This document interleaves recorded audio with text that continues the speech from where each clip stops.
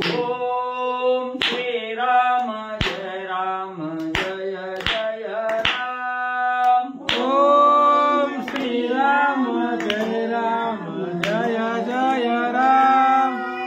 ओम श्री राम जय राम जय जय राम। ओम श्री राम जय राम जय जय राम।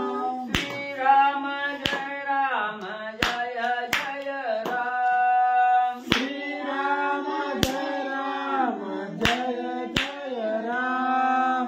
श्री राम जय राम जय जय राम। श्री राम जय राम जय जय राम। पुंडलिकावरती विठ्ठल श्री ज्ञानदेव तुकाराम पंढरीनाथ भगवान की जय। राजाधिराज प्रभु रामचंद्र भगवान की जय। पवन सुत हनुमान की जय। श्री गुरुदेव दत्त वासुदेव हरी। श्री गणेशाय नमः। श्री सरस्वती नमः। वक्रतुंड महाकाय सूर्यकोटि समप्रभा निर्विघ्नं कुरु देवं सर्वकार्येषु सर्वदा। गणनाथ सर्वेश्वर बृहस्पति पंचायताने स्मरे नित्यवेदवाणी प्रवर्तते। गुरुर्ब्रह्मा गुरुर्विष्णु गुरुर्देवो महेश्वरा। गुरुर्साक्षात् परब्रह्म तस्मै श्री गुरवे नमः। श्रोता वक्ता तुझी तुदेवा श्री रुक्मिणीवरा पांडुरंगाय नमः। पुंडलिकावरती विठ्ठल श्री ज्ञानदेव तुकाराम राजाधिराज प्रभु रामचंद्र भगवान की जय। पवन सुत हनुमान की जय। श्री गुरुदेव दत्त वासुदेव हरी। श्री गणेशाय नमः। श्री सरस्वते नमः। श्री प्रभु रामचंद्राय नमः। पूर्व प्रसंगामाधारी सभेचे आले मंदोदरी। तिसे एकांत गुह्योत्तरी दाडी अंतपुरी रावण। श्री गणेशाला वंदन करून प्रभू रामचंद्राचं स्मरण आणि सद्गुरूशी शरण जाऊन कथेचं अनुसंधान आहे। राजा रावण युद्धाला जाऊ लागला होता। त्यावेळेस असणारी मंदोदरी त्या ठिकाणी आल्या। आपले पती रायाला त्या ठिकाणी आपल्या मनामधील विचार त्या ठिकाणी विचारू लागले। त्यावेळेस एकांताच्या ठिकाणी मंदोदरी बरोबर राजा रावणानं असणारा संवाद त्या ठिकाणी केला। आणि त्या संवादामध्ये जे नारद मुनींना असणारं भविष्य त्या ठिकाणी सांगितलं गेलं, जे कथानक नारद मुनींनी राजा रावणाला सांगितलेलं होतं, तेच कथानक राजा रावणानं असणाऱ्या मंदोदरीला सांगितलं। मंदोदरीच्या मनाचं समाधान त्या ठिकाणी केलं आणि आपल्या राणीवसाकडं आपल्या मालाकडं मंदोदरीला म्हणले पाठवलं। रावणे मंदोदरी प्रती सांगोनी एकांत गुह्योक्ती। समाधान सुखानुवृत्ती अंतपुरा प्रती पाठवी। मग असणाऱ्या नारद मुनींनी जे असणारं गुह्य म्हणजे त्या ठिकाणी राजा रावणाला सांगितलेलं होतं, तेच गुह्य राजा रावणानं असणाऱ्या मंदोदरीला सांगितलं गेलं। मंदोदरीच्या मनाचं समाधान त्या ठिकाणी केलं आणि आपल्या अंतपुराच्या ठिकाणी मंदोदरीला म्हणले पाठवलं। सपुत्र सुष्णेशी आपण सांडोनी चिंता अनुद्विग्न। सुखी रावेसी समाधान सुप्रसन्न सुखरूप। आणि राजा रावणानं म्हणजे त्या ठिकाणी मंदोदरीला सांगितलं गेलं की हे प्रिये, आपण माझी असणारी आस्था माझी असणारी चिंता त्या ठिकाणी सोडावी।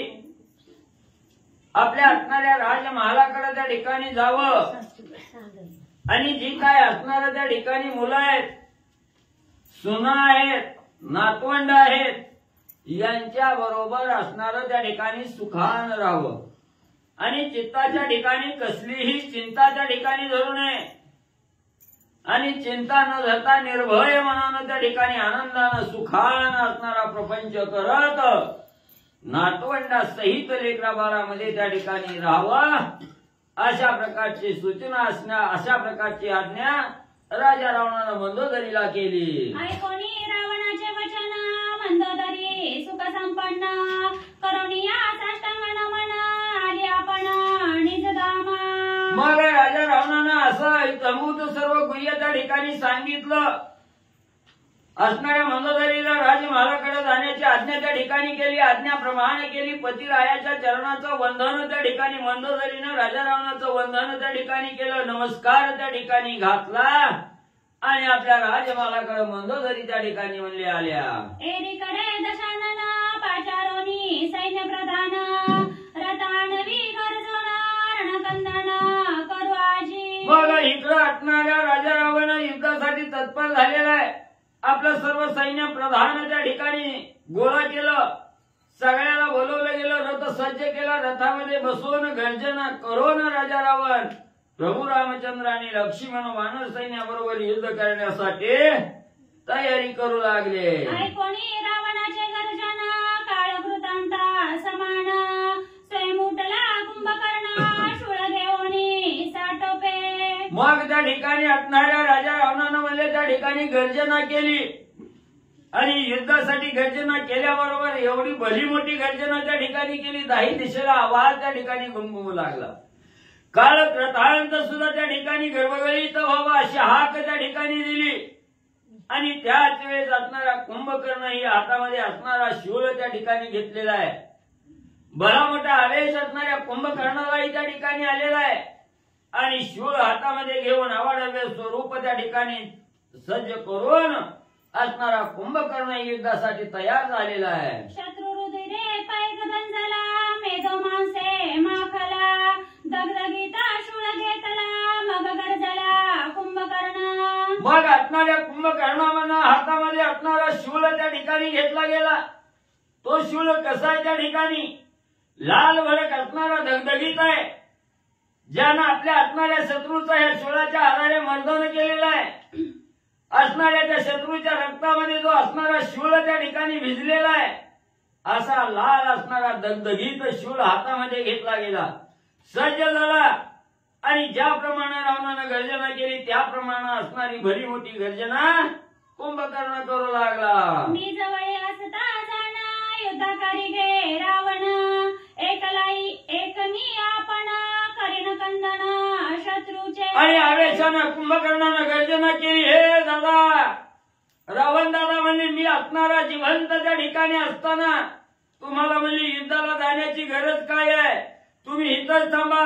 मी आताच्या आता त्या राम लक्ष्मणाबरोबर युद्ध करायला त्या ठिकाणी जातो. एका क्षणात त्यांचा असणारा अंत म्हणजे त्या राम लक्ष्मणाचा मी करेन म्हणून गर्जना कुंभकर्णानं केली. शत्रू बापुडे ते किती मज सम्मुख केवी राहती एकला एक मी निश्चिती करीन समाप्ती शत्रूंची. रावण दादा काळजी करू नका. तुम्ही जाण्याची काही गरज त्या ठिकाणी नाही.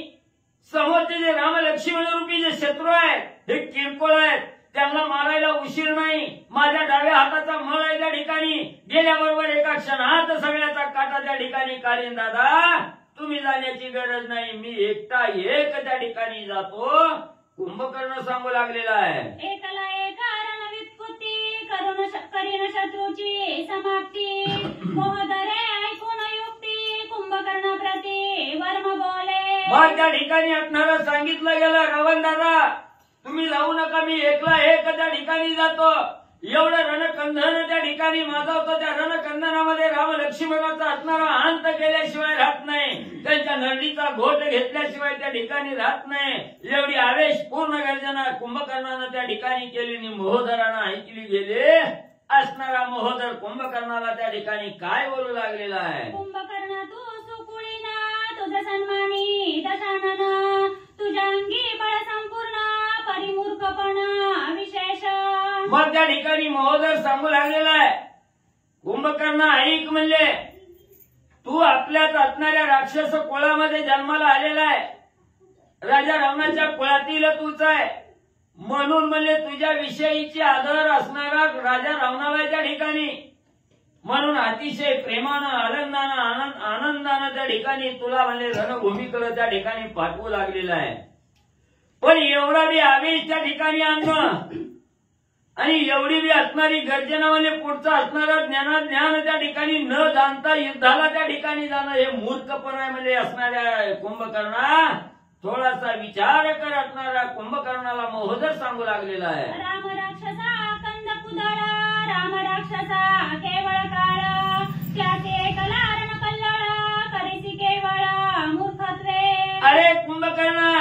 एवढा बी उतावीळ त्या ठिकाणी होऊ नको.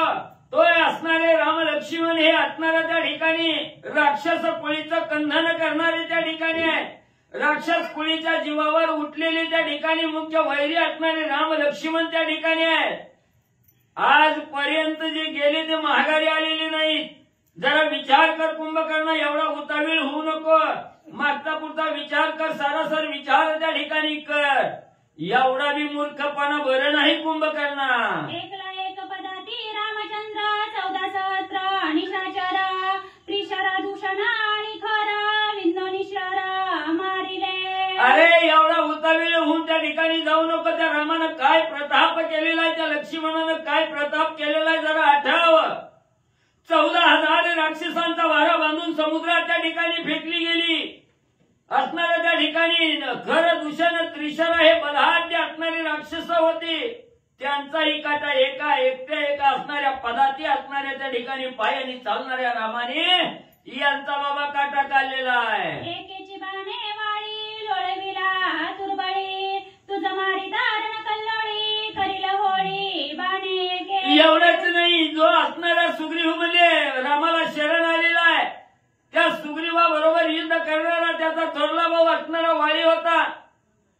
देवादी देवालाही अजिंक्य असणारा वाळी आहे. सर्व असणाऱ्या सुरासुराला त्या ठिकाणी गांधून सोडणारा वाळी. एवढा बलाढ्य वाळी होता, पण त्याला सुद्धा एकाच बाणानं त्या ठिकाणी मारलं गेलं. दुसरा बाण सुद्धा त्या ठिकाणी लागला नाही. एवढा तुरबळी असणाऱ्या राक्षसाचं कंधन करणारा बाबा राम आहे. कुंभकर्ण विचार कर. तुझ्या शरीरात येणे दिसतोसी दुर्धरा परिलागता श्रीरामाचे शरण न मागता नीरा मरशीला. बाबा एवढा आवेश आणू नको, एवढा उतावीळ होऊ नको. तुला वाटत असेल माझ्यासारखा बलाढ्य नाही, मांसाचा गोळा आहे तू. तुझ्याजवळ असणारा त्या ठिकाणी देह मोठा आहे, पण या देहाला एकदा जर रामबाण त्या ठिकाणी लागला गेला, श्रीरामाचा एक बाण त्या ठिकाणी लागला तर पाणी मागू देत नाही. याचा विचार कर, सावध रीतीनं जा. एवढा उतावीळ त्या ठिकाणी होऊ नको. महोदर कुंभकर्णाला सांगू लागलेला आहे. कोणी महोदर वचन कोपा चढला कुंभकर्ण महोदरा ते निर्वत्सरून काय आपण अनुवादे. मग एवढं महोदरानं त्या ठिकाणी कुंभकर्णाला सांगितलं गेलं. महोदराचं वचन कुंभकर्णानं ऐकलं गेलं. अतिशय राग त्या ठिकाणी कुंभकर्णाला तळपायाची मस्तकाला त्या ठिकाणी गेली. आणि शत्रूचा गुणनवाद आपल्या पुढे त्या ठिकाणी सांगतोय, शत्रूचं बळ त्या ठिकाणी आपल्या समोर वर्णन करतोय. हे कुंभकर्णानं ऐकलं गेलं. राग आला, रागाच्या भरात असणाऱ्या त्या ठिकाणी महोदराची निर्भत्सना करून कुंभकर्ण काय बोलू लागला. तू तव केवळ ही नदीन युद्धापासी पलायमान एकल्यान करवे रण नपुसकपण तुझ पासी. कुंभकर्ण म्हणू लागलेला हे महोदरा, अरे तुझ्या अंगात असणारी शक्ती नाही, ताकद नाही. रणभूमीवर जायचं, युद्ध करायचं म्हणलं की पळून म्हणजे त्या ठिकाणी जातो, सांदीला त्या ठिकाणी जाऊन लपतो. तुझ्या एकट्याच्या अंगात अंगवण म्हणजे त्याच्या बरोबर युद्ध करण्याची त्या ठिकाणी नाही. तू एक असणारा नपुसक आहे, बलहीन तू असणाऱ्या महोदरा आहे. कुंभकर्ण बोलू लागलेला आहे. युद्धा जाता येईल मरण हे तुझ पासी वेडपण युद्धापासी पलायमान नपुसकपण तुझ पासी. अरे महोदरा तू असणारा नपुसक आहे. युद्धाला गेल्यावर त्या रामाबरोबर युद्ध होणार नाही, मरण येईल म्हणून म्हणजे भीती त्या ठिकाणी घेतो, महागारी जाऊन म्हणजे त्या ठिकाणी लपतो. एवढंच नाही, तो राम आपल्याला राखणार नाही, आपल्याला ठेवणार नाही म्हणून म्हणजे त्या ठिकाणी भीती घेतो. बेकळ असणारा अतिशय नपुसक हीन दीन असणाऱ्या महोदरा तू आहे. एकट्याच्या तुझ्या अंगात म्हणजे त्या ठिकाणी एकटेपणानं युद्ध करण्याचं सामर्थ्य त्या ठिकाणी नाही. कुंभकर्ण महोदराला बोलू लागलेला आहे. युद्धा जाता जाती जाण नाटवे देह गेह मरण तोची शूरा पाय संपूर्ण विजय पूर्ण त्यापासी. अरे बाबा जो असणारा म्हणजे वीर त्या ठिकाणी युद्धाला जातो, रणभूमीवर त्या ठिकाणी जातो, तो कवा यशस्वी त्या ठिकाणी होतोय. त्या योद्ध्यानं या देहाची आस्था त्या ठिकाणी सोडलेली असते, प्रपंचाला नाथ त्या ठिकाणी मारलेली असते, लेकराबाळाची आस त्या ठिकाणी धरत नाही. जो त्या देहावर उदास होऊन जो निर्भयपणानं असणारं युद्ध शत्रू बरोबर त्या ठिकाणी करतो त्याला विजय प्राप्त झाल्याशिवाय राहत नाही. आणि ही अंगवण तुझ्या जवळ त्या ठिकाणी नाही कुंभकर्ण महोदराला सांगू लागलेला आहे. नकोस का जो ही नदीना तो तू रावणाचा प्रधान सभेसी पावसी सन्मान काळे वंदना पाय तुझे. अरे महोदरा कसं आहे तुझ्या ठिकाणी ही नदी नाही तुझ्या अंगात सामर्थ्य त्या ठिकाणी नाही. नुसतं राजा रावणाच्या समोर बल्ली असणारा बडबड करणारा आणि स्वतःची वाहवा गाजवणारा तू एक प्रधान आहे त्या ठिकाणी. पण युद्धाला जाण्यासाठी तुझं असणारं तोंड म्हणजे त्या ठिकाणी काळं होतंय. युद्धाला जायचं म्हणलं की अंग थरथर त्या ठिकाणी कापतंय. तुझ्या अंगात सामर्थ्य त्या ठिकाणी नाही. तुझं असणारं तोंड म्हणजे त्या ठिकाणी काळं कर. तुझे बुद्धीचे प्राधान्य धर्मी केला दशानना जळ तुझे काळे वदना निंद्य रावण तुझे. अरे महोदरा एवढा पुरुषार्थाचं बोल माझ्या समोर त्या ठिकाणी बोलतोय. तुझ्या अंगी असणाऱ्या पुरुषार्थ होता तुझ्या राजा रावणाला गोड गोड बोलून म्हणजे त्या ठिकाणी पुढे केलं आणि तुझ्या ह्या वागण्यानंच राजा रावणाचं तोंड काळ त्या ठिकाणी झालं. तुझ्या ह्या वागण्यामुळेच राजा रावण असणारा त्या ठिकाणी अपमानित झालेला आहे. राजा रावणाला अपयश त्या ठिकाणी आलेलं आहे. तू बुद्धिवान प्रधान त्या ठिकाणी नाही म्हणून कुंभकर्ण महोदराला बोलू लागलेला आहे. तुझा जरी असती सुबुद्धी तरी सीता देवनी राणी संधी कान करती तू कुबुद्धी तुझे दुर्बुद्धी रावण. अरे महोदरा एवढं ज्ञान म्हणजे तू माझ्यापाशी पाजळायला लागलाय. तेच ज्ञान म्हणजे ज्या वेळेस असणाऱ्या म्हणजे त्या ठिकाणी सीतेचं हरण करून राजा रावण घेऊन आला आणि तिची सोडवणूक करायला ज्या वेळेस राम म्हणजे इथं आलेला आहे.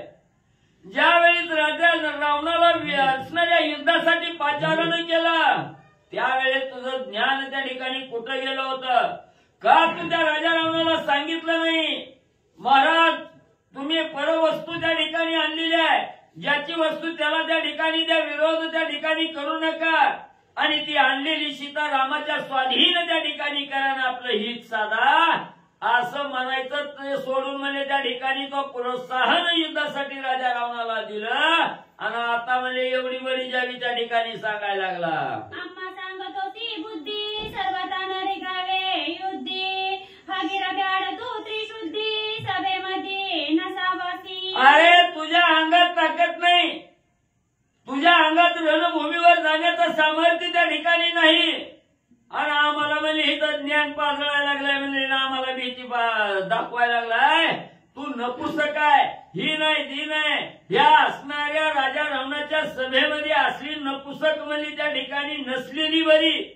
तुझ्यासारखा भेकड म्हणजे ह्या राजा रावणाच्या सेनेमध्ये त्या ठिकाणी नसावा म्हणून निर्भत्सना करून महोदराला कुंभकर्ण बोलू लागलेला आहे. ऊट वेगे निघ सभे बाहेरी नाही तरी हानी ना तोंडावरी महोदरा ते नाना पडी कुंभकर्ण बारी निंदित असे. महोदरा तू निर्लज्ज आहे.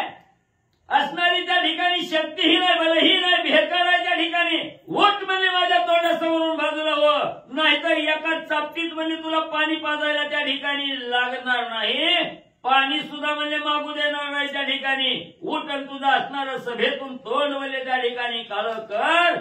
एवढी निर्वत्सना करून कुंभकर्ण महोदराला बोलू लागलेला आहे. ऐसे बोलूनी आपण शूळ घेऊन या जाना स्वयं उठला कुंभकर्ण अति गर्जना युद्धार्थी. मग एवढी महोदराची असणारी निर्वत्सना त्या ठिकाणी केली नाही प्रकारे असणाऱ्या त्या ठिकाणी महोदराला बोलला गेला. कुंभकर्ण हातामध्ये असणारा धगधगीत शूळ त्या ठिकाणी घेतला. आवेशानं युद्धासाठी तत्पर होऊ लागला.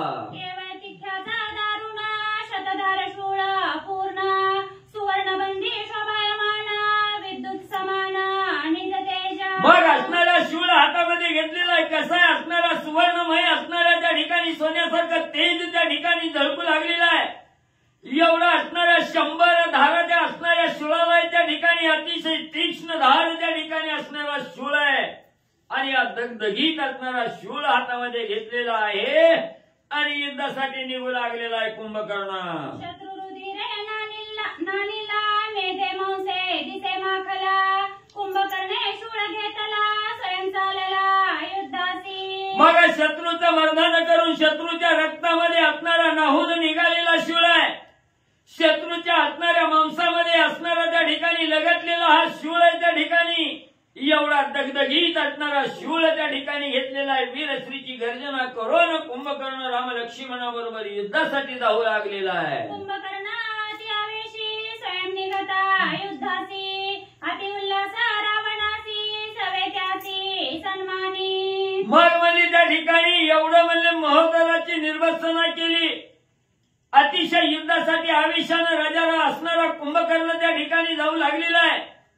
आणि कुंभकर्णाच्या अंगी एवढी वीरश्री त्या ठिकाणी बांधलेली आहे. आणि असा दगदगीत शूळ घेऊन आवेशानं कुंभकर्ण युद्धाला जाऊ लागलेला आहे. तेच कुंभकर्णाची अवस्था राजा रावणानं पाहिली गेली. राजा रावणाच्या चित्ताच्या ठिकाणी आनंद प्राप्त त्या ठिकाणी झाला. आनंदाच्या भरामध्ये आपला भाऊ असणाऱ्या वीरश्रीची गर्जना करून युद्धाला जाऊ लागलेला आहे. हो आनंद गगनात त्या ठिकाणी राजा रावणाला मानेना गेला. आनंदाच्या भरात उठला असणारा मान सन्मान त्या कुंभकर्णाचा राजा रावण करू लागलेला आहे. स्वयं रावण कुंभकर्णासी अति उल्हासी पूजिता. धाडकर राजा रावण आपल्या सिंहासनावरून त्या ठिकाणी उठला गेला. पंचारतीचा ताट त्या ठिकाणी हातामध्ये घेतला. कुंभकर्ण युद्धासाठी जाऊ लागलेला आहे. पाहिलं गेला धावत असणारा राजा रावण सिंहासनावर उठून कुंभकर्णाकडे त्या ठिकाणी आला आणि मान सन्मान कुंभकर्णाचं पूजन करून राजा रावण पोळवण करू लागला. मुकुट कुंभकर्णाला गोनी त्याच्या मस्तकी महामणी दिव्य तेजे लोपतरणी ऐसा नोनी बाणीला. मग अतिशय सुंदर असणारा मुकुट कुंभकर्णाच्या मस्तकावर त्या ठिकाणी परिधान केला. त्याच मुकुटावर दिव्य असा मणी जेवढं असणाऱ्या चंद्र सूर्याचं तेज आहे ते ते असणाऱ्या सूर्याचं तेज ज्या मण्यामध्ये सामावलेलं आहे असा श्रेष्ठ असणारा मणी तो मुकुटाच्या ठिकाणी बसवला गेला आणि तो मुकुट कुंभकर्णाच्या मस्तकावर त्या ठिकाणी चढवला. बाई बाऊ वटे रत्नभूषणे करमुद्रिका करकंकणे अनर्घ्य कुंडले रावणे प्रीती पूजिला कुंभकर्ण. मग असणाऱ्या कुंभकर्णाच्या मस्तकावर टोप घातला गेला. बाहूमध्ये बाहू कंकण त्या ठिकाणी घातली गेली. हातामध्ये असणाऱ्या दश मुद्रिका त्या ठिकाणी घातल्या. बोटामध्ये असणाऱ्या मुद्रिका त्या ठिकाणी घातल्या. गळ्यामध्ये असणाऱ्या माळा त्या ठिकाणी परिधान कुंभकर्णाच्या राजा रावणानं त्या ठिकाणी केल्या.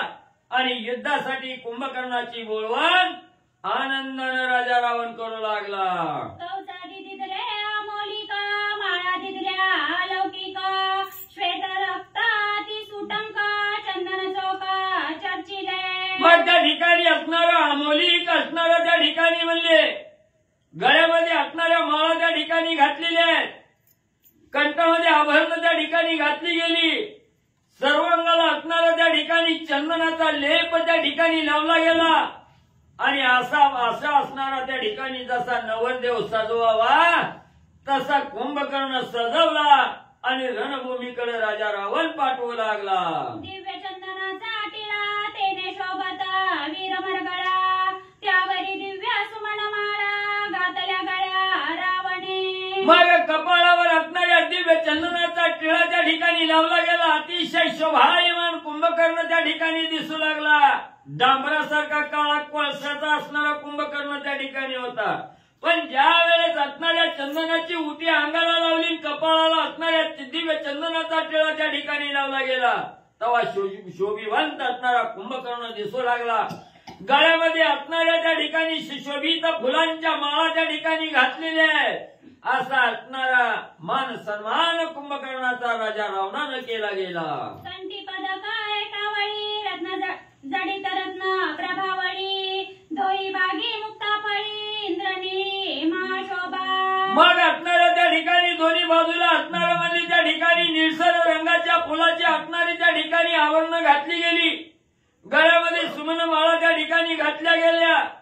एवढंच नाही रत्न जडित माळाही त्या ठिकाणी घातल्या गेल्या.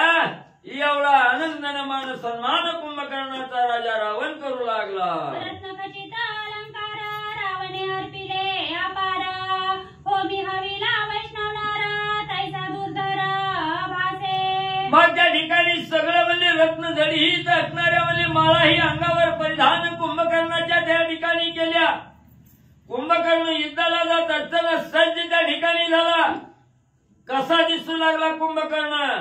जसा असणारा होम त्या ठिकाणी प्रज्वलित करावा, त्या होमामध्ये असणारी आहुती घालावी आणि आहुती घातल्यानंतर जसा अग्नी प्रज्वलित झाल्यानंतर जसा तेजस्वी अग्नी त्या ठिकाणी दिसावा तसा अग्निप्रमाणे तेज त्या कुंभकर्णाचं त्या ठिकाणी म्हणले पडू लागलेला आहे. कुंभकर्णाची कटीसूत्र देता झाला दशशिरा, कैसा बाणला अलंकार तोही चमत्कार अवधारा. शेवटी असणाऱ्या राजा रावणानं कुंभकर्णाला असणारं कटीसूत्र दिलं, म्हणजे असणारा करदोडा त्या ठिकाणी घातला गेला. आणि हा करदोडा रूपी जो अलंकार आहे, हा अलंकार राजा रावणानं कुंभकर्णाच्या कमरेला त्या ठिकाणी बांधला गेला. त्यावेळेस तो असणारा कटीसूत्र अलंकार त्या ठिकाणी कसा दिसू लागला? ऐका पुढं. समुद्र मंथनी जेवी मंदारा, शेष वेष्टीला सपरिकर, तेवी कुंभकर्णा कटीसूत्र मनोहर भासे. कसा दिसू लागला असणाऱ्या कमरेचा करदोडा त्या ठिकाणी? ज्या वेळेस असणारे देव आणि असणारे दानव मिळून म्हणजे समुद्रामध्ये मंथन करायला गेली. मंदराच्या नावाचा पर्वत आहे, त्याची असणारी रवी केली गेली. त्याला असणारा म्हणजे शेषाचा वेळा टाकून असणारा दोर त्या शेषाचा त्या ठिकाणी केला. ते समुद्र मंथन करताना जसं त्या मंदराच्या पर्वताला शेष गुंडाळल्याबरोबर जसा दिसत होता तसा या कुंभकर्णाच्या कमरेला करदोडा घातल्याबरोबर कुंभकर्ण त्या ठिकाणी दिसू लागलेला आहे. सर्वाभरणी शोभायमान युद्धा निगता कुंभकर्ण, अलंकोनी दशानन मस्तकी चरण वंदिले. मग एवढा असणारा सुशोभित अवस्था कुंभकर्णाची त्या ठिकाणी केली. शोभायमान असणारा कुंभकर्ण त्या ठिकाणी दिसू लागला. सगळे साज अलंकार अंगावर चढवल्याबरोबर सुशोभित शोभा त्या ठिकाणी झाली. राजा रावणानं प्रेमाचं आलिंगन भावाला कुंभकर्णाला त्या ठिकाणी दिलं गेलं. आलिंगन सुटलं गेलं. कुंभकर्णानं साष्टांग दंडवत राजा रावणाच्या चरणावर त्या ठिकाणी घातला गेला.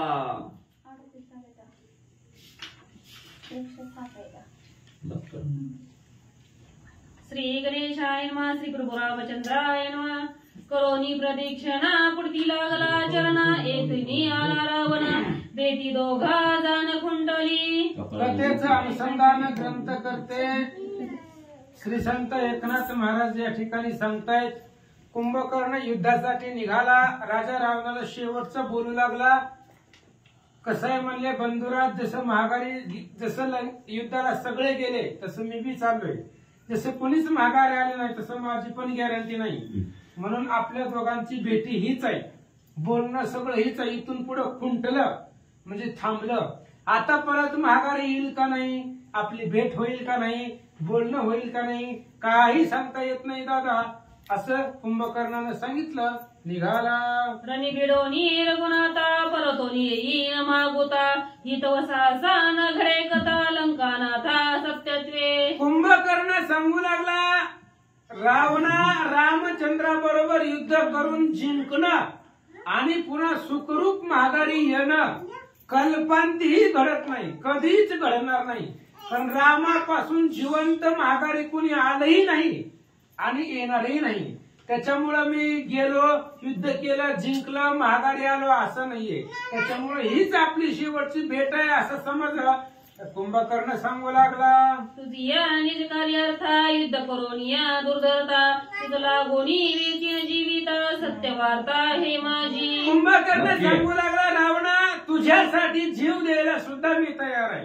तुझं कार्य करण्यासाठी तुझ्या असणाऱ्या लंकेवरती संकट आलेलं आहे किंवा तुझी आज्ञा आहे म्हणून तुझ्यासाठी जीव आता द्यायला सुद्धा अर्पण करायला मी तयार आहे. प्राणांत युद्ध करील असं कुंभकर्ण सांगू लागला. हे कोणी कुंभकर्ण वचन दोघा बंधुसी आले रुदन, तेव्हा कुंभकर्णे आपण केले गर्जन साठोपे. अशा पद्धतीने बोलत असताना राजा रावणालाही दुःख वाटलं. बरोबर आहे म्हणले याचं, कारण जो जो गेलाय त्यातला एकही माघारी आला नाही. मग कुंभकर्ण येईलच कशावरून, म्हणून राजा रावणालाही दुःख वाटलं, रडू लागला.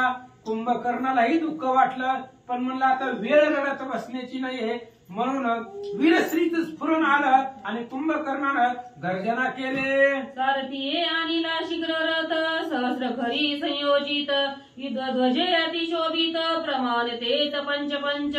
आणि त्यावेळेस कुंभकर्णाला रथ आणला बसण्यासाठी. कुंभकर्ण जेवढा आहे भयंकर धिप्पाड शरीराचा, त्याला रथ आणला. त्या रथाला 1000 गाढवं जुंपलेली होती. आपल्या साध्या रथाला 4च असते ती गाढवं, काही काही रथाला 2च असते ती.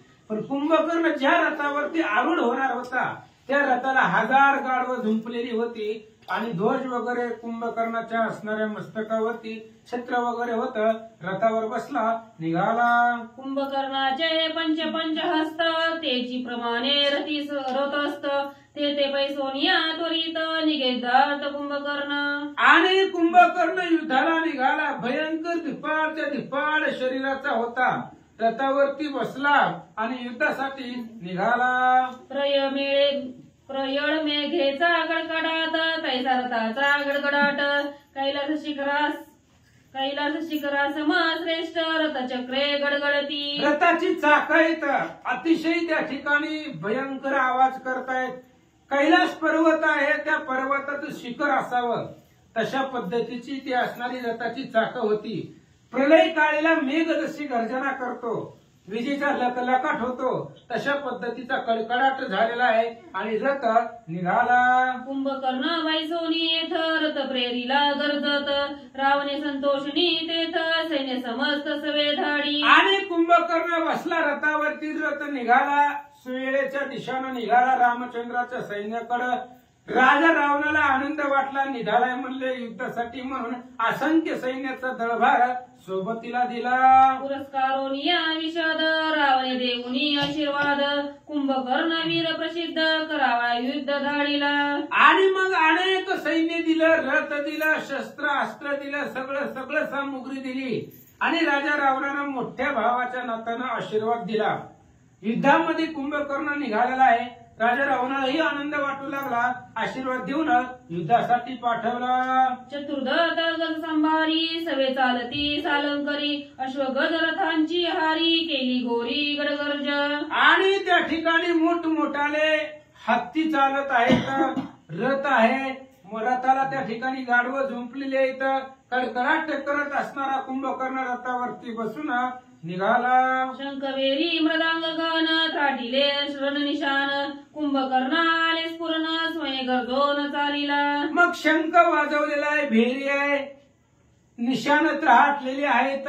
अशा प्रकारचा असणारा वाद्यांच्या गजरामध्ये रथावरती आरूढ होऊन कुंभकर्ण युद्धासाठी निघालेला आहे. त्यावेळेस कुंभकर्णाला स्फुरण आलं, गर्जना करू लागला. कुंभकर्णाचे पाठीसी सैन्य दाटले चौपाशी अनुलक्षणीय त्यासी संग्रामासी निघाले. आणि कुंभकर्णाच्या माग पुढे चारी बाजूनं, चौपाशी म्हणजे चारी बाजूनं सैन्याचा वेढा आहे. कुंभकर्णाच्या चारी बाजूनं अथांग रावणानं दिलेलं सैन्य आहे.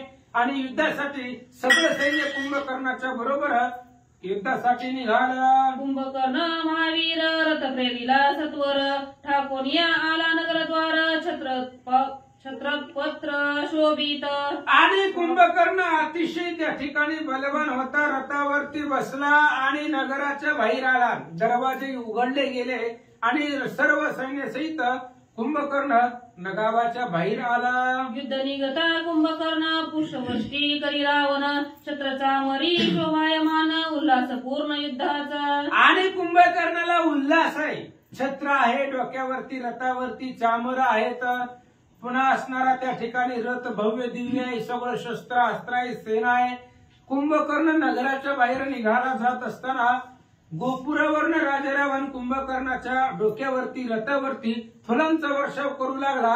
उल्हासानं कुंभकर्ण युद्धासाठी निघाला. रुधिरपाने हृदोन्मत्त मद्यपाने मदोन्मत्त युद्ध करावया बळवन्मत्त सैन्य समवेत निघाला. पंच उन्मत्त झालेला तो कुंभकर्ण आहे. रुधिर प्राशन केलेलं होतं त्यानं. मग असे त्या दिवशी आपण ऐकलं, जेवायला प्यायला त्याला काय काय लागत होतं, सगळं रुधिर प्राशन केलेलं होतं. बळ उन्मत्त झालेला आहे, मद्य उन्मत्त आहे, मदानं उन्मत्त झालेला आहे. बळानं त्या ठिकाणी उन्मत आहे, बळ होतं त्याच्याकडे, त्याचाही त्याचा अभिमान त्याच्यापाशी होता. सगळ्या असणाऱ्या रुधिर प्राशन, रुधिर उन्मत्त झालेला आहे आणि असा असणारा कुंभकर्ण युद्धासाठी निघाला.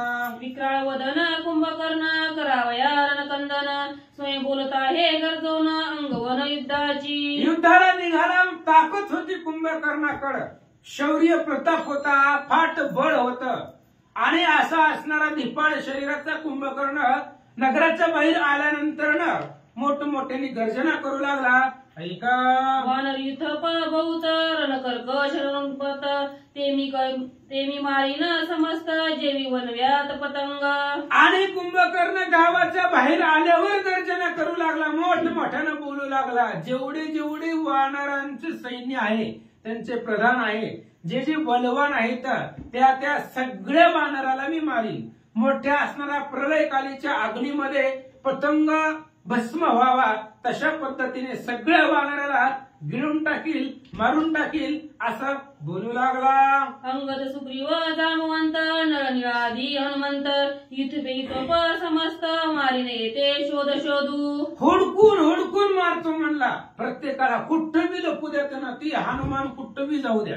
आता हनुमान लपणारा काय ह्याला भिवून, पण म्हणले असू द्या. अंगद असेल, जांबुवंत काका असतील, सुग्रीव असेल, पुन्हा नळनीळ असेल, जे मुख्य मुख्य सेनापती आहेत, प्रधान मंडळी आहेत, त्या प्रत्येक वानराला हुडकून हुडकून मारिला असं कुंभकर्ण बोलू लागला. वानरवा पुढे वनचर त्यासी मज नाही वैर्य मुख्य वैरी श्रीरामचंद्र त्यासी वानर रणिसाह्य. आणि कुंभकर्ण बोलू लागला, ह्या वानरांना का मारायचं? वानरांचं ना आपलं काही वैर आहे का? काहीच नाहीये म्हणले. काही वानरांचं आपलं घेणं देणं नाही, पण ह्या वानर रामचंद्राला सहाय्य झाले आणि राम आपला वैरी आहे. ह्या रामाला सहाय्य जे जे झाले त्या सगळ्यांना मारतो म्हणले. आता वानराला मारायचं म्हणजे ते रामाच्या बाजूने आहेत. रामचंद्राला त्यांनी आसरा दिलेला आहे, रामचंद्राला सहाय्य म्हणून आलेले आहेत, म्हणून वानराला मारतो. कुंभकर्ण सांगू लागला. लक्ष्मणासी समवेत रणी मारिल्या रघुनाथ वानर निमाने समस्त ऐसा युद्धार्थ साधीन. आणि अशा पद्धतीचं युद्ध भयंकर करेल. वानरांना मारायचीच गरज नाही. काय त्यांना मारायचं एवढी वानर? त्यांच्यासाठी उगाच कुठं टाइम वेस्ट करायचा आहे म्हणले. महत्वाचा राम आहे, त्या रामाला मारू, लक्ष्मणाला मारू, बस झालं. बाकी कुणालाच मारायची गरज नाही. कारण राम लक्ष्मण मेले की वानर जगत नाही, ते आपोआप मरून जातील असं कुंभकर्ण विचार करू लागला. श्रीराम आणि सौमित्र दोघे बंधू मनुष्य मात्र आधी गिळण ते स्वतंत्र मग वानर बक्षीन. बघू म्हणले वानरांचं नंतर. वानर आपल्याला काय करणार आहेत? आधी मुख्य आपले वैरी राम आणि लक्ष्मण आहे. राम लक्ष्मणाला पहिल्यांदा मारायचं आणि मग वानर जी मनाने मेली ती मेली, जर नाही मेली तर मग गिळून टाकायचं. पहिल्यांदा राम लक्ष्मणाला खायचं, काय वेळ लागणार आहे आपल्याला, आणि नंतर जे काही वानर सापडतील त्यांना भक्षण करायचं, अशी गर्जना कुंभकर्ण करू लागला. कुंभकर्णाचा गिरा गजर त्याने कापती गिरीसागर त्या माझी गर्जती निसाचर युद्ध सत्वर निघाले. कुंभकर्ण युद्धाला निघालेला आहे. कुंभकर्णाचा गिरा गजर आहे. भयंकर मोठ्या आवाजामध्ये तो बोलत होता. त्याच्यामुळं असणारे जे काय मोठमोठाले पर्वत असेल, ते पर्वतामध्ये, दऱ्यामध्ये त्या ठिकाणी आवाज घुमू लागलेला होता कुंभकर्णाच्या बोलण्याचा. त्याच्यानंतर राक्षस बरोबरीला आलेली होती, तेही राक्षस आरडू लागली, बोलू लागली. त्यामुळे एकच नाद कुंभकर्णाच्या सैन्यामध्ये उठला. सैनी अति उल्हासी युद्ध जाता कुंभकर्णासी अपशकुन झाले त्यासी चौभागासी दुचिन्ह. आणि अतिशय उल्हासाने निघालेला कुंभकर्ण होता. अंगामध्ये बळ होतं, स्फुरण आलेलं होतं, आवेश धरलेला होता, साटप कुंभकर्णाचा होता. आणि जात असताना चारी बाजूनं अपशकुन त्याला आढळून आले, दिसले. काय काय आले ऐका.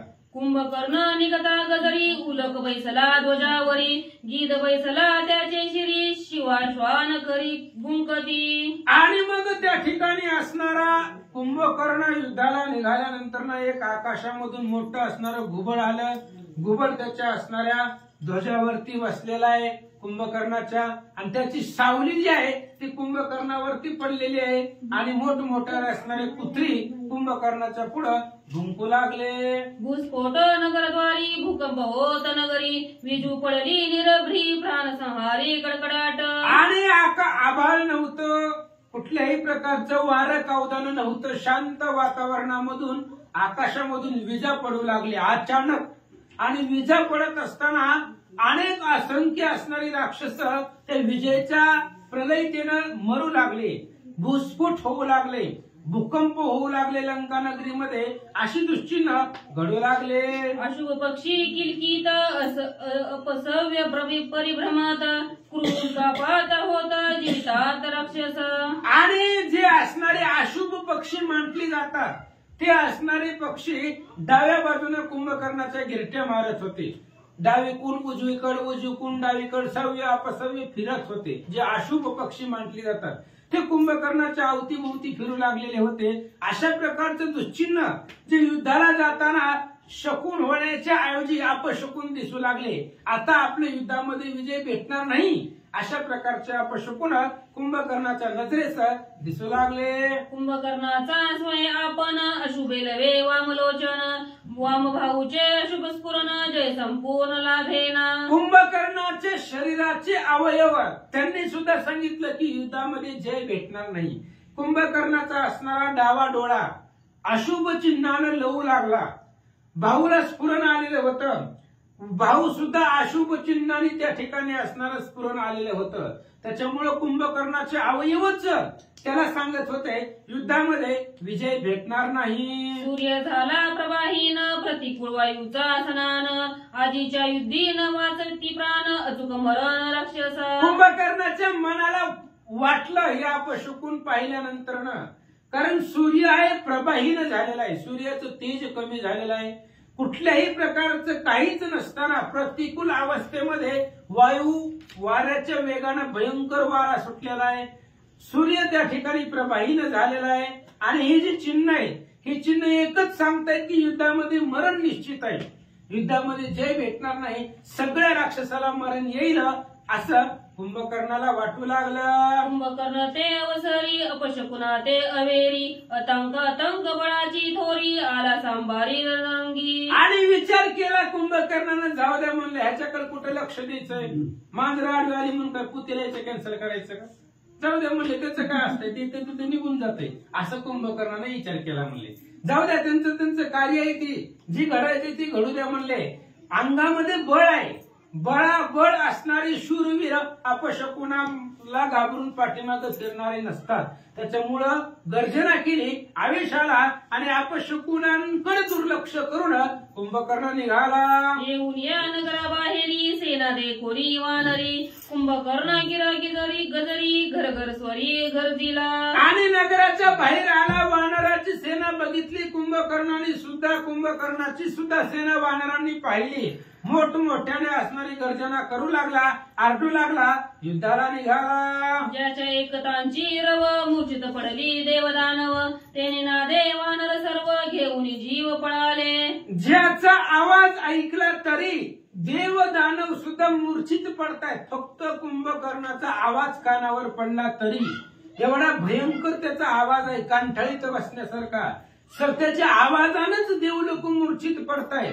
अशा प्रकारचा कुंभकर्ण आणि त्यानं गर्जना केली. त्यामुळे वानरही घाबरले.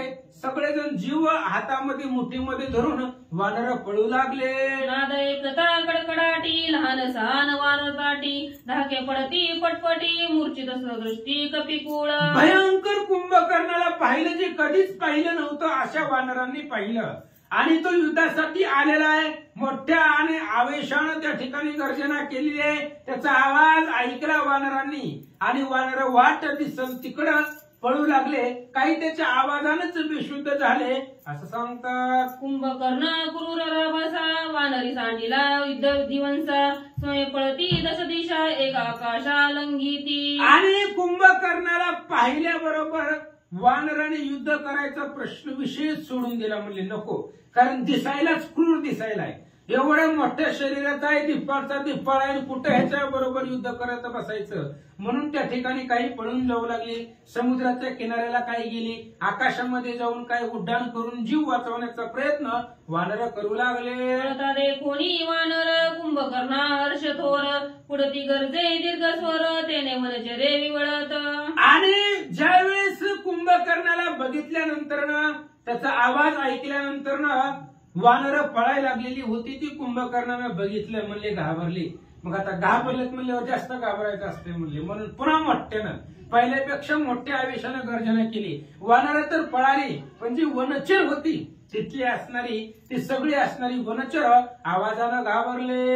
एक पळाले समुद्री तीरी एक घाले गिरी कंदरी एक लपले वृक्षावरी एक देवीवरी दडाले. मग कुंभकर्णाच्या दिप्पाळ शरीराला पाहिलं, क्रूर असणारा कुंभकर्ण पाहिला, त्याचा आवाज ऐकला.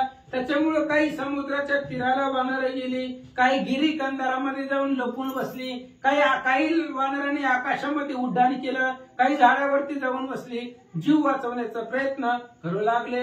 एक ते झाले पिसी एक ते पळती चौपासी अंगद अभय देत वानरासी दशाळेसी देखोनी. मग काय असणारी वानरं पळून जाऊ लागली, जीव वाचवण्याचा प्रयत्न करू लागली. वाट दिसत तिकडं दश दिशेला वानरं पळू लागली.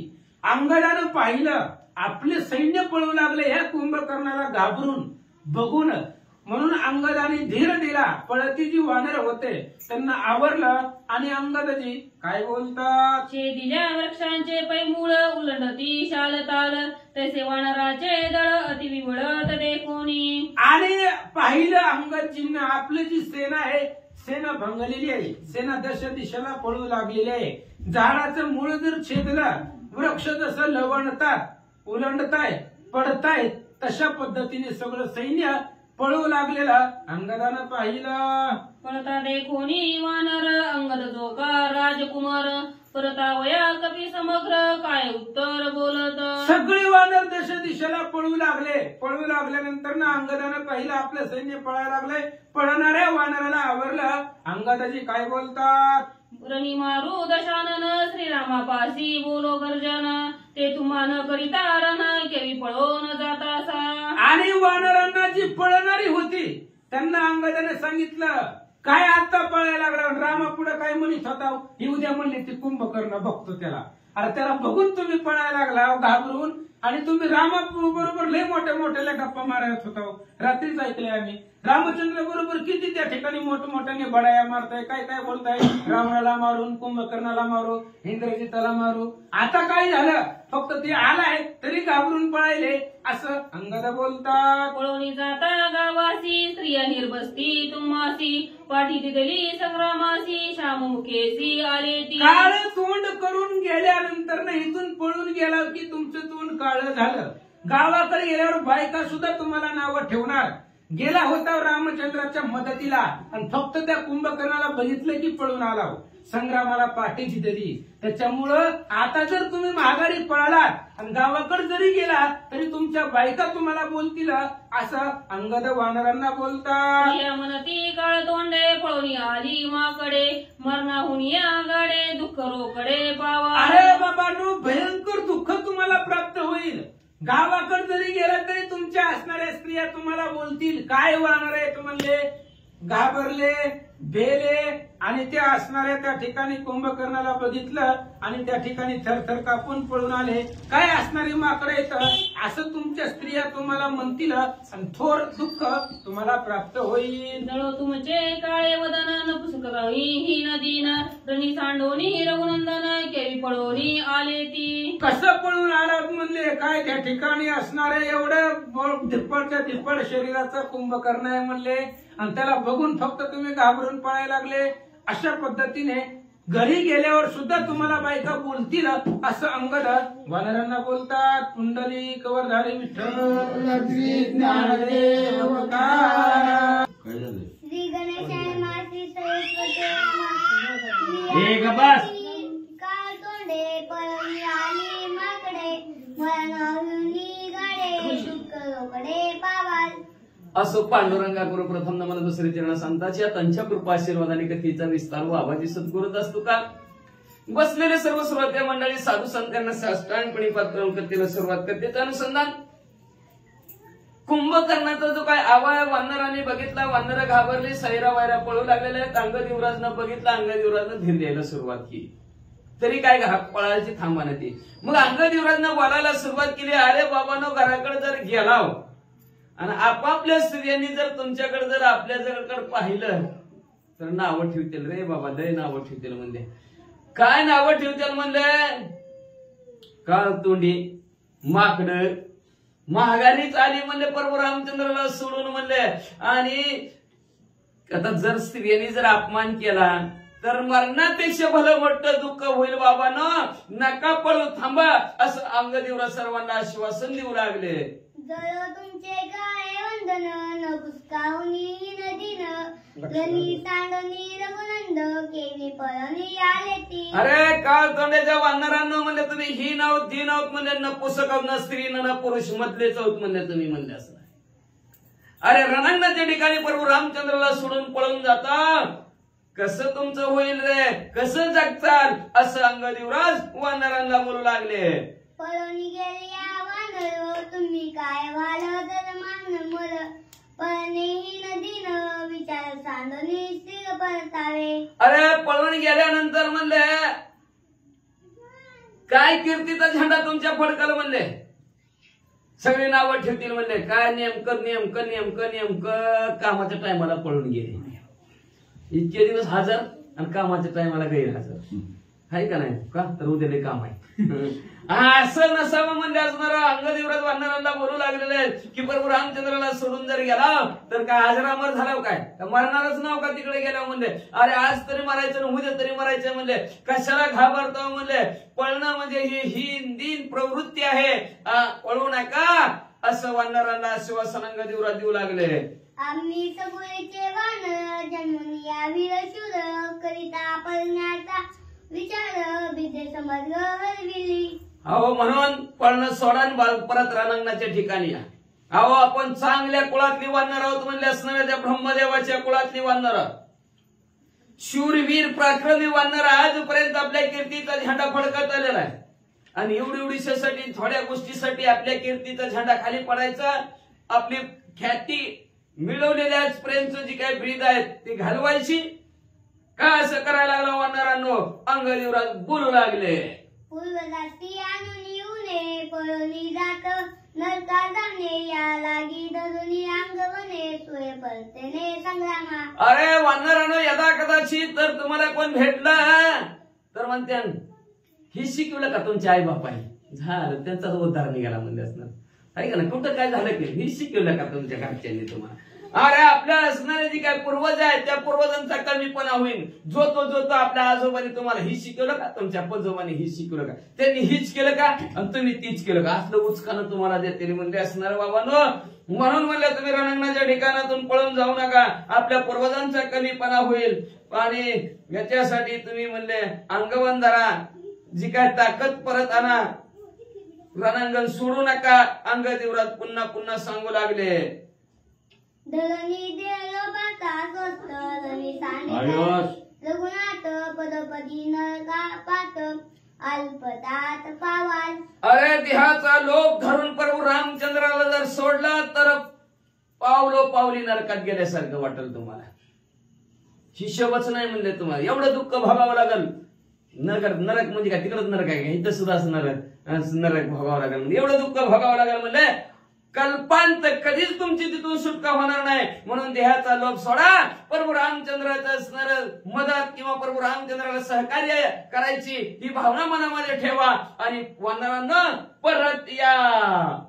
कुंभकर्णाची गोष्टी पोचत मात मोठी तेने भेने तुम्ही करंटी उठावटी परत. अरे काय ती कुंभकर्ण नुसतं दिसायला देख ना, एवढा मोठा दिसायला देख ना, डांबरासारखा काळा सुट्टा की म्हणले, म्हणून कधी नाही बघितलं म्हणून घाबरला का म्हणले. तिथे डांबर सुद्धा फिकाय त्याच्या पुढे. एवढा काळा कुट्टा असणारा कुंभकर्ण मास वाढलं म्हणून काय लय मोठा झाला काय म्हणले असणार.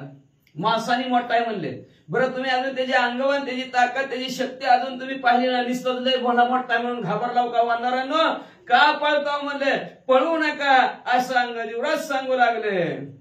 करिता श्रीराम समरण आम्ही बांधून शके मरण विभालीन मी कुंभकर्ण अंगवान पामा. अरे म्हणले काय नुसता पोचट आहे म्हणले, नुसतं मासाचा भला मोठा गोळा असला म्हणून काय झालं? अरे करंट का पळायचा काय म्हणले? काय पळायला लागला असं अंगदेवराज भेट सांग म्हणले. बरं पळता तर पळा, पळत गेला तरी तिथं थांबा. तिथून माझी असणारी ताकद बघा.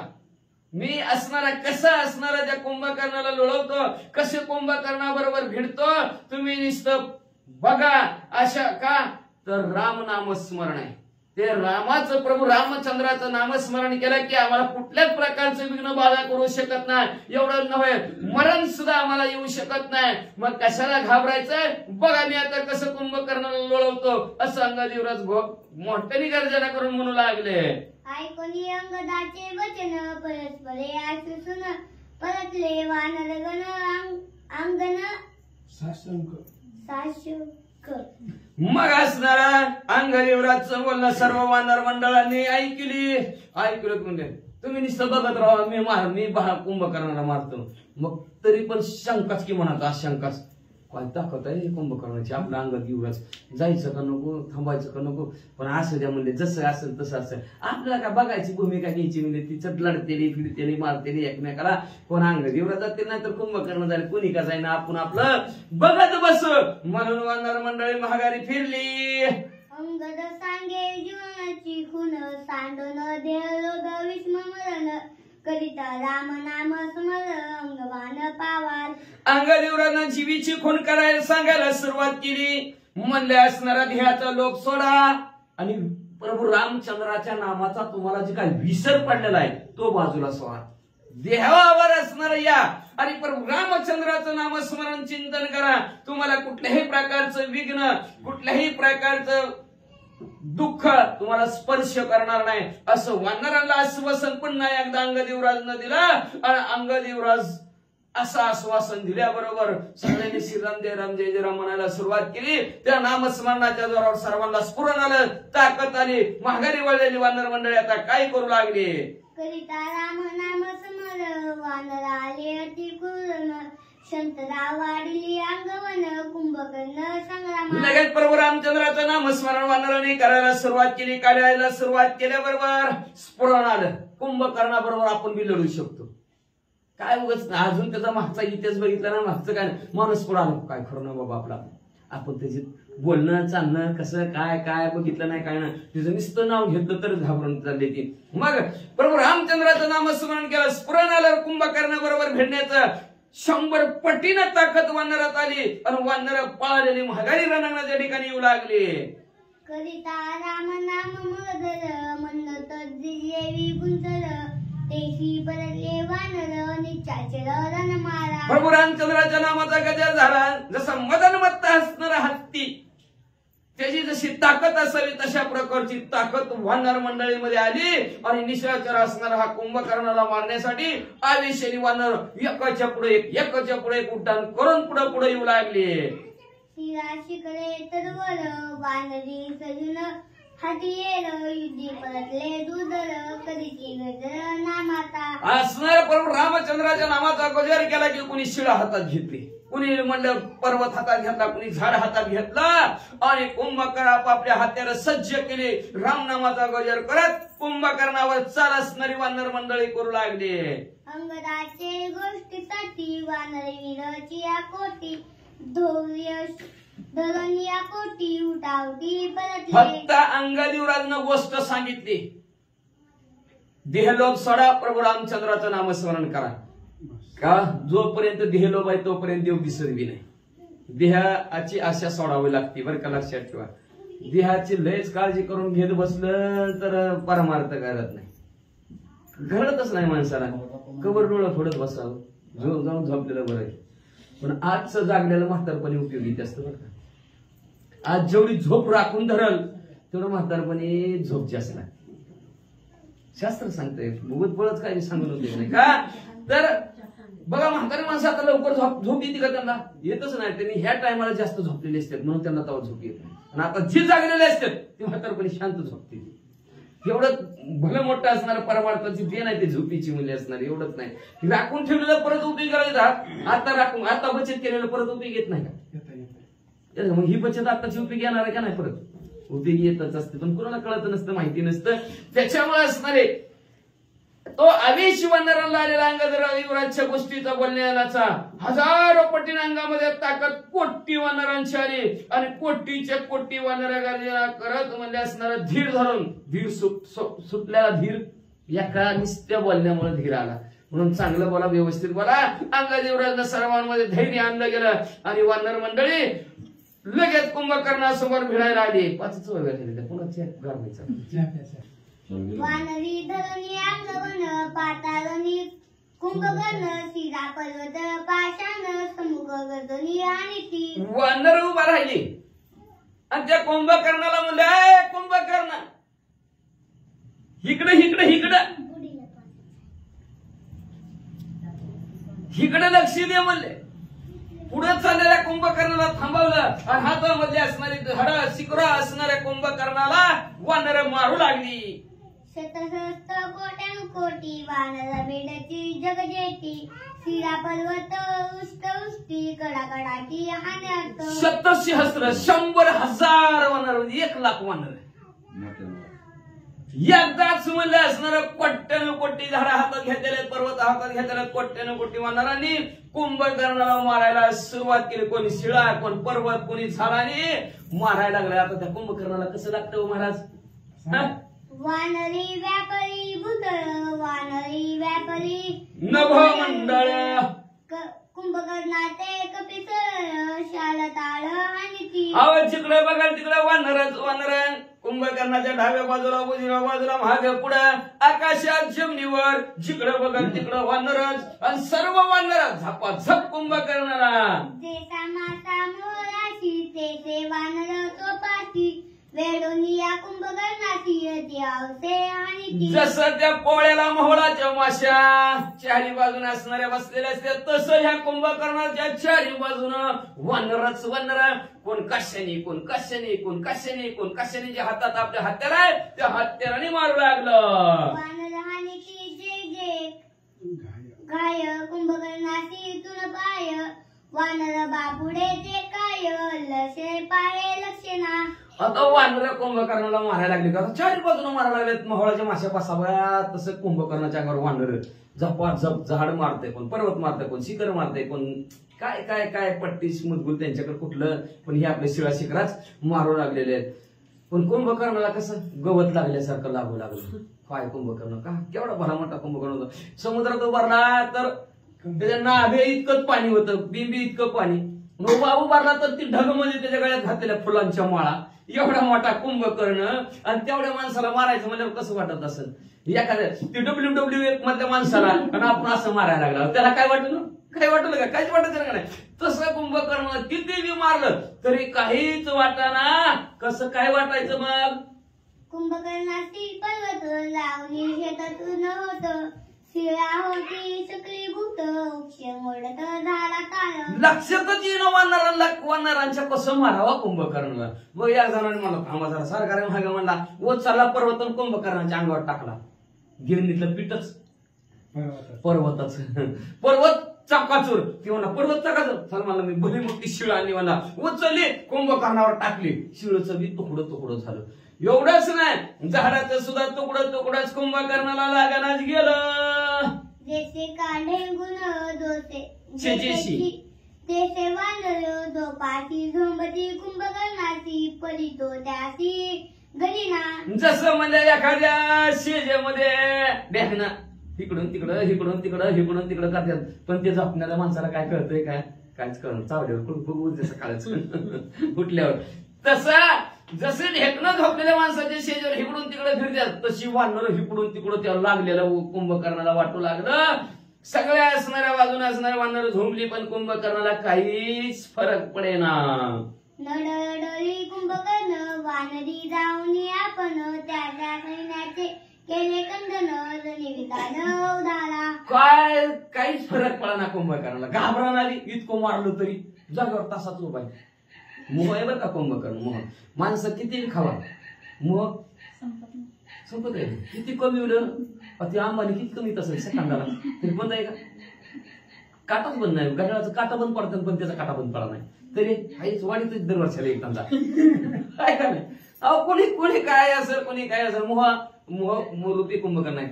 चालता चालता कुठंतरी आपटी उभारला असलेला तरी आपटी खाणार, मनात मांडे खाणार, जेवत असला तरी त्याच्याबरोबर भजे खाणार, कुठे बी खाणार खाणार खाणार. जिथं उभा राहायचं नसतं तिथं उभारणार, तिथं बी आपटी खाणार. पण शेवटी पोट रिकामच आहे म्हणणार.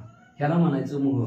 दिवसभर किती बी खाल्लं तरी उपाशी जसं राहावं माणसाने तसं वाटतंय, असा हा मोह आहे. आणि तसा कुंभकर्ण किती बी वानरांनी मारलं तरी दंडाळा ना, काही झालं ना. वानर म्हणजे नाही बाबा आपल्याला मोहात गुरफटायचंच नको. सोडलं कुंभकर्णाला आणि कुंभकर्णाच्या सैन्यावरला मारायला वानरांनी सुरुवात केली. जनी शोभनी वानर करणी पर्वताचा मार, सैन्या मारले शतसहस्र रणांगणाच्या ठिकाणी वानरांना लढाई गेलेल्या कुंभकर्णावर काही फरक पडला नाही, काही म्हणून असणार. मग बलवट पर्वत झाडं उचलली गेली आणि सैन्याला मारायला सुरुवात केलं. कित्येक सैन्य कुंभकर्णाचं मारलं, हत्ती मारले, घोडे मारले, रथांचा चक्काचूर केला. महाराज अश्वसारथी रहवर गजपती निचाचर, रणी मारले अपार वनी उद्य हत्ती मारले, घोडे मारले, उंट सुद्धा मारले. रणांगणाच्या ठिकाणी किती सैन्य मारलं, रक्ताची नदीच तिथं वाहू लागली एवढं वानरांनी मारलं. रणी शोभनी प्लवंग दुधर केला बेसंग्राम, पासवानी कर्दम रणी रण दुधर रणांगणाच्या ठिकाणी वानर अतिशय रागावलेले. ज्यांनी असणारा असा रणांगणाच्या ठिकाणी असणारा असं मारलं, असं मारलं. तिथं म्हणजे रक्ताची नदी वाहू लागली आणि त्या रक्ताच्या नदीच्या बाजूला जसं चिखल असावं का आपल्या इथं, तसं मासाचा आणि त्या रक्ताचा चिखल झाला म्हणले. मारुनिया आणि त्याचे रणी गजत्री वानर अवघे केला जय जयकार करीती गजर हरिनामे. रणांगणाच्या ठिकाणी कित्येक सैन्य कुंभकर्णाचं मारलं. आनंदाने वानर मंडळीनं राम नामाचा जय जयकार केला. मारली देखुनी निरसेना कोपाला कुंभकर्णा, मायावया वानर गणा. कुंभकर्णाने मग नुसतं महाग बघितलं, वळला नाही बरं का, वळत नाही कुंभकर्ण लवकर. नुसतं महाग बघितलं, आपलं सैन्य वानरांनी मारलं. बाबा बाबा बाबा राग आला आणि रागाच्या भरात कुंभकर्ण वानर सेनेमध्ये विसाळा. थांब बघतो त्या काकाला, म्हणला लय लय पळते ती मारते त्या आमच्या सैन्याला. थोडं थोडं वानर गण कुंभकर्णाशी करिता रण, एका जनार्दन शरण सावधान. आता थोर थोर मोठी मोठी वानर आता कुंभकर्णाबरोबर युद्ध करणार आहे. ती उद्याच्याला तर येणार हनुमंतराया, परवा दिवशी येणार सुग्रीव राजा. असं रोज एक ना एक मोठी मोठी वानर येतील. कुंभकर्णाबरोबर कसं युद्ध करते ती का ज्याच्या त्याची इच्छा पूर्ण करायची ना हनुमंताला. हनुमंताने जेव्हा त्याला बघितलं तर पहिल्यांदा नक्की केलं किती ताकद आहे ती बघतोच म्हणला ह्याची. ती आता उद्याच्याला बघणार आहे. ती किती दिवसांनी मुहूर्त लागला त्यांची बी इच्छा पूर्ण व्हायला. असू द्या, आले देवाच्या मनात तिथे कोणाची काय चालेल ना. देवाच्या मनात यावं लागते, देवाची कृपा व्हावं लागते. का तर अवघड असतं संतांची देवाची कृपा, कधी होईल सांगता येत नाही. मग असं हनुमंतराची इच्छा उद्याच्या अध्यायात पूर्ण होणार आहे. शांतीप्रमाणे एकनाथ महाराज आपल्या सद्गुरू जनार्दन स्वामीला शरण म्हणतात. श्रोते मंडळी लक्ष देऊन आणि कृपा देऊन ही कथा सुंदर गोड ऐका. सावत ऐकता रामायण, तारी मुक्ती येता शरण, करिता नित्य नाम स्मरण, हृदय परिपूर्ण स्वय होती. सावध ऐकता रामायण. रामायण ग्रंथ सावध जर ऐकला, आता तुम्ही म्हणता अजून सावध कसा व्हायचं, कसं ऐकायचं सावध म्हणजे अजून नम्रता लिनता आदर करायचा बरं का. साधनाचं काम क्रोध मध मत्सरदंभ घरी ठेवून यायचं. इथं श्रवणाचे मिसे बैसावे येऊन साम्राज्य भुवनी घर केले. इथं फक्त निमित्त एकच करायचं, ऐकायला आलेलं तर ऐकून. का तर ऐकल्याशिवाय वक्ता होत नाही. आम्ही का उगाच वक्ता झालेलो का, ऐकलं आधी बसून इथं बसून ऐकले तेव्हा इथं बसायला लागला.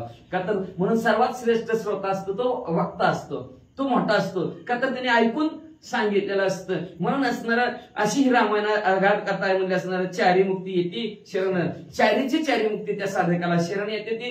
का तर फक्त ऐकल्यानंतर एवढंच सांगितलेलं. मग वाचा सांगा म्हणलं काजी काय नाही म्हणलं, फक्त ऐका म्हणलं. ऐकलं तरी एवढं असणारं फलश्रुती आहे. मग वाचणारा बी जाऊ द्या आणि सांगणारा बी जाऊ द्या, पण नुसतं ऐकणाऱ्याला फार महत्व दिलं. श्रोते म्हणजे सावध कथा ऐका, चारी मुक्ती शरणी ती का, तर ऐकण्याचं काम केलं. श्रोते तुम्ही महेशाच्या मूर्ती साक्षात महादेवजी असतात का, तर कथा सगळ्यात जास्त ऐकायला कुणाला आवडत असेल तर महादेवजीला कथा ऐकायला आवडती.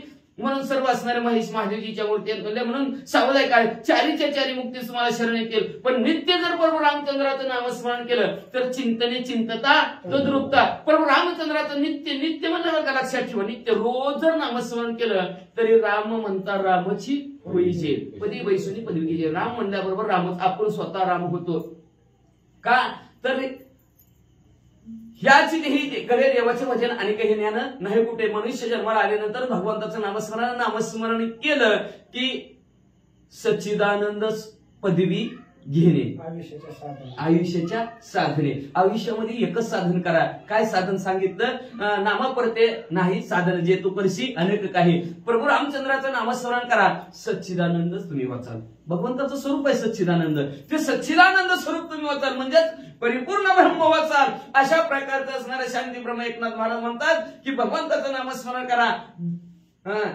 देव होऊ म्हणती तरी का ते देवची न होती, निस्त नामस्मरण का, तर दत्त कपिल मुनी हरीशी जाणवणी हरीशी झाले, नाही तर ते दत्त कपिल मुनी ते सुद्धा आपल्यासारखेच होते. भगवंताचं नामस्मरण चिंतन केले आणि तेही देव बनले. तशा प्रकारचं तुम्ही सुद्धा देव बनताल. पण सावध कथा ऐका, असं शांती ब्रह्म एकनाथ महाराज श्रोते मंडळीला म्हणतात. ते त्यांच्या सद्गुरूला शरण गेले, शरण अध्यायाचं कथानक संपवितात. स्वस्ती भावत रामायणे युद्धकांडे कंटिकाय कुंभकर्ण युद्ध प्रारंभो नाम पंचायत विक्षिप्त माध्याय पढा. श्रीकृष्ण नमस्तु शिवम भगवंतो पुंडलिक हरी विठ्ठल श्री ज्ञानदेव पुंडलिक भगवान की जय. भगवान की जय. पवन सुत हनुमान की जय. गुरुदेव दत्त वासुदेव हरी.